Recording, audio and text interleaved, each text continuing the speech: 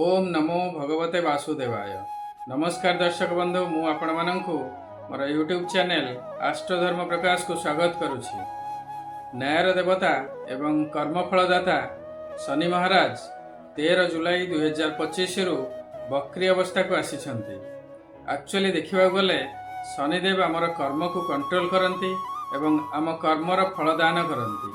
शनिदेव जेतेबेले बक्री हुअंती सेतेबेले आमको आम कर्मर सबुठारु अधिक प्रभाव देखा पड़ी थाए। ये हेउछि सेही समय जेतेबेले भल कर्मर बहुत भल फल प्राप्ति हुए एवं खराब कर्मर बहुत खराब फल प्राप्ति हुए। शनिंकर एही बक्री चलन प्राय 4 मास 15 दिन रहिबो। बक्री अवस्था शनिदेवकर चेष्टा बल वृद्धि हुए एवं जो स्थान रे थांती से स्थानर 3 गुण अधिक फल प्रदान करती एवं ता सहित से स्थानर पूर्ववर्ती स्थानर मध्य किछि मात्रा रे फल प्रदान करिथांती। शनिदेव कर्मर देवता होइथिबारु वर्तमान समय रे आपणको निजर कर्म सहित संपूर्ण भाव रे इन्वॉल्व होई हृदय मन एवं वचनर सहित कर्म कले 3 गुण अधिक फल प्राप्ति हेबो। वर्तमान आसंतु जानिबा शनिंकर एही वक्र चलन मेष राशि व्यक्ति उपरे किपरि प्रभाव पकाइबो। 29 मार्च 2025 दिन शनि महाराज कुंभ राशि मीन राशि को चलन कले, अर्थात मेष राशि द्वादश भाव को चलन कले। से दिन ठारू मेष राशि पई शनिंकर 7.5 प्रथम चरण आरंभ होइतिला। वर्तमान पर्यंत मात्र 3 मास 15 दिन बा पाखापाखि 100 दिन होइअछि।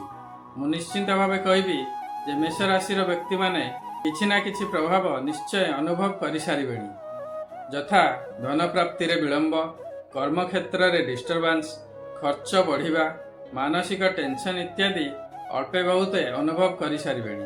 तेबे वर्तमान ठारू आसंता 4.5 मास पर्यंत समय किपरि रहिबो आसंतु से विषय आलोचना करिबा। शनि द्वादश स्थान रे थिबारु वर्तमान विदेश रे जे माने अछंती बा विदेश संबंधी कार्य रे एसोसिएट अछंती, आपणकर जदि किछि कार्य अटकी अछि तेबे सेथिरे फुल दम रे लागि जांतु, सक्सेस निश्चय मिलिबो। अटकी थिबा कार्य निश्चय संपूर्ण हेबो। जदि वर्तमान खर्च बहुत बढ़ी जाइछि, आय ठारू व्यय जदि अधिक हेउछि, शत चेष्टा पर मध्य व्यय बढ़ी चलिछि कमु नाही, तेबे शनि जेहेतु आपणकर द्वादश स्थान रे अछंती, आपण निज सामर्थ्य अनुसार किछि किछि निस्वार्थपर भावे दरिद्र एवं श्रमजीवी माननकु दान करंतु। देखिबे अनावश्यक खर्च निश्चय कमिजिबो। बक्री अवस्था शनिंकर दृष्टिर प्रभाव मध्य 3 गुणा बढ़ी जाइथाए। एठारे शनिदेवंकर प्रथम दृष्टि मेष राशि द्वितीय भाव बा धन स्थान को पड़ुछि। तेणु आपणकर धन प्राप्ति रे मध्य वर्तमान पर्यंत विलंब निश्चय हेउथिबो। शनिदेव हेउछंती कर्मफलदाता, तेणु आपण धन प्राप्तिर सोर्स बा आपणकर कर्म उपरे फुल दम रे बाय हार्ट एंड ब्रेन जदि कार्य करिवे तेबे आपणको 3 गुण फल प्राप्ति हेबो। द्वितीय स्थान पारिवारिक सुखर स्थान। वर्तमान आपणकर परिवार रे छोट छोट कथार खिटपिट लागि रहिथिबो, कथा कटाकटी मुह फुलाफुली इत्यादि हेउथिबो। एथिरे मध्य सामयिक ब्रेक लागिबो।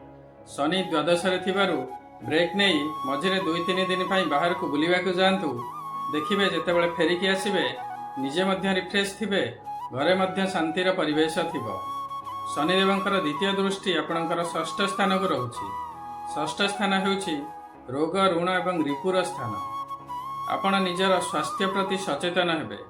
जदि किछि रोग थाए सेथिरे मध्य सुधार आसीबो। शत्रु माने मध्य वर्तमान शांत रहिबे। जदि ऋण करिथांती सेथिरे सुधार आसीबो। षष्ठ स्थान आपणकर चाकरी बा सर्विस क्षेत्र को मध्य दर्शाई थाए। तेणु आपणकर डेली रूटीन वर्क को श्रृंखलित करियाको पड़िबो। कर्म क्षेत्र रे सहकर्मी बा एम्प्लॉई एवं आपणकर ऊपर ऑफिसर सहित मार्जित व्यवहार करियाको पड़िबो एवं फुल डेडिकेशन रो सहित कार्य करियाको पड़िबो। कारण शनिदेव हेउछंती कर्मफलदाता। सचोट भावे कार्य करंतु, देखिबे बक्री शनि आपणको 3 गुण फल प्रदान करिवे। शनिंकर तृतीय दृष्टि आपणकर नवम स्थान को पड़ुछि, अर्थात भाग्य स्थान को पड़ुछि। नवम स्थान पितांकर स्थान, नवम स्थान धर्मर मध्य स्थान। निज भाग्यर जदि उदय हेबाकू चाहुचंती तेबे पितांकर निस्वार्थपर भावे सेवा करंतु। କର୍ମକ୍ଷେତ୍ରରେ ବସ୍ଙ୍କ ସହିତ ମଧ୍ୟ ସମ୍ପର୍କ ଭଲ ରଖନ୍ତୁ ଏବଂ ଧର୍ମକର୍ମରେ ନିଜକୁ ନିୟୋଜିତ କରନ୍ତୁ। ଯଦି କୌଣସି ଦେବ ମନ୍ଦିର ଯାଇପାରୁନାହାନ୍ତି ତେବେ କିଛି ଅସୁବିଧା ନାହିଁ, ଘରେ ପୂଜାପାଠ କରନ୍ତୁ। ସକାଳୁ ସ୍ନାନ କରି ସୂର୍ଯ୍ୟନାରାୟଣଙ୍କୁ ଜଳଦାନ କରନ୍ତୁ। ସକାଳ ଏବଂ ସଞ୍ଜରେ ଘର ଠାକୁରଙ୍କ ଠାରେ ବସି କିଛି ସମୟ ପ୍ରାର୍ଥନା କରନ୍ତୁ। ଦେଖିବେ ଶନିଦେବଙ୍କ କୃପାରୁ ନିଜ ଭାଗ୍ୟରେ ଉନ୍ନତି ହେବ।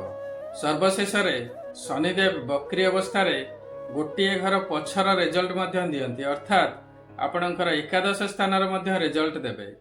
ଏକାଦଶ ସ୍ଥାନ ଆୟର ସ୍ଥାନ, ଲାଭର ସ୍ଥାନ ଏବଂ ଆପଣଙ୍କର ଇଚ୍ଛା ପୂର୍ତ୍ତିର ସ୍ଥାନ, ପର୍ସନାଲ ଏବଂ ପ୍ରଫେସନାଲ ଆଚିଭମେଣ୍ଟ ବା ଫୁଲଫିଲମେଣ୍ଟର ସ୍ଥାନ, ଆପଣଙ୍କର ଆମ୍ବିସନର ସ୍ଥାନ। ତେଣୁ ଆପଣଙ୍କୁ ଶନିଦେବଙ୍କ କୃପାରୁ ଏହି 4 ମାସରେ ପୁଣି ଏକ ଚାନ୍ସ ମିଳିବ ଆପଣଙ୍କର ଅଟକିଥିବା କାର୍ଯ୍ୟ ବା ଇଚ୍ଛାର ପୂର୍ତ୍ତି କରିବା ପାଇଁକି। ତେବେ ଯଦି ମୁଁ ଏହି ବକ୍ରି ଶନିଙ୍କର 4 ମାସ 15 ଦିନର ଏକ ସମରି ପ୍ରସ୍ତୁତ କରିବାକୁ ଚାହିଁବି, ମୁଁ ଏଇଆ କହିବି ଯେ ଆପଣଙ୍କର ପ୍ରଥମରେ ଧନ ପ୍ରାପ୍ତିରେ ସୁଧାର ଆସିବ। ଯଦି ବିଦେଶରେ ଥିବେ ବା ବିଦେଶ ସମ୍ବନ୍ଧୀୟ କାର୍ଯ୍ୟ କରୁଥିବେ ତେବେ ବହୁତ ଶୁଭ ହେବ। ମାନସିକ ଶାନ୍ତି ପାଇଁ ମଝିରେ ମଝିରେ ପରିବାର ଠାରୁ ବା ଡେଲି ରୁଟିନ୍ ୱାର୍କରୁ 2-3 ଦିନ ବ୍ରେକ୍ ନିଅନ୍ତୁ। ଶାରୀରିକ ଏବଂ ମାନସିକ ସ୍ୱାସ୍ଥ୍ୟରେ ସୁଧାର ଆସିବ। ପିତାଙ୍କର ସେବା କରନ୍ତୁ। ଅଫିସରେ ସହକର୍ମୀ ଏବଂ ବସ୍ଙ୍କ ସହିତ ସମ୍ପର୍କ ଭଲ ରଖନ୍ତୁ। ନିଜ କର୍ମକୁ ନିଷ୍ଠାର ସହିତ ମନ, ବଚନ ଏବଂ ହୃଦୟର ସହିତ ନିଷ୍ଠାରେ କରନ୍ତୁ। ନିଜ ଡେଲି ରୁଟିନ୍ ୱାର୍କକୁ ସୁଧାରନ୍ତୁ। ଧର୍ମ କାର୍ଯ୍ୟ ପ୍ରତି ଟିକେ ନିଜକୁ ନିୟୋଜିତ କରନ୍ତୁ। ନିଜର ସାମର୍ଥ୍ୟ ଅନୁସାରେ ଦାନ କରନ୍ତୁ। ଦେଖିବେ ଶନିଙ୍କର 7.5ର କୌଣସି ପ୍ରଭାବ ରହିବ ନାହିଁ, ବରଂ ଶନିଦେବଙ୍କ କୃପାରୁ ଆପଣଙ୍କର ସମସ୍ତ କାର୍ଯ୍ୟ ସମ୍ପୂର୍ଣ୍ଣ ହେବ ଏବଂ ସମସ୍ତ ଇଚ୍ଛା ପୂର୍ତ୍ତି ହେବ। ଆଶା କରୁଛି ଏହି ଭିଡ଼ିଓଟି ଆପଣଙ୍କୁ ନିଶ୍ଚୟ ଭଲ ଲାଗିଥିବ। ଯଦି ଭଲ ଲାଗିଛି ଭିଡ଼ିଓଟିକୁ ଲାଇକ୍ କରିବେ ଏବଂ ସେୟାର କରିବେ। ବର୍ତ୍ତମାନ ପର୍ଯ୍ୟନ୍ତ ଯଦି ମୋର ଚ୍ୟାନେଲକୁ ଆପଣ ସବସ୍କ୍ରାଇବ୍ କରିନାହାନ୍ତି ତେବେ ସବସ୍କ୍ରାଇବ୍ ନିଶ୍ଚୟ କରିବେ। ଆପଣଙ୍କର ମତାମତ କମେଣ୍ଟ ସେକ୍ସନରେ ନିଶ୍ଚୟ ଦେବେ। ଶନିଦେବଙ୍କ କୃପାରୁ ଆପଣଙ୍କର ସମୟ ବହୁତ ଭଲରେ ଯିବ। ଓମ୍ ଶମ୍ ଶନିଶ୍ଚରାୟ ନମଃ। ନମସ୍କାର।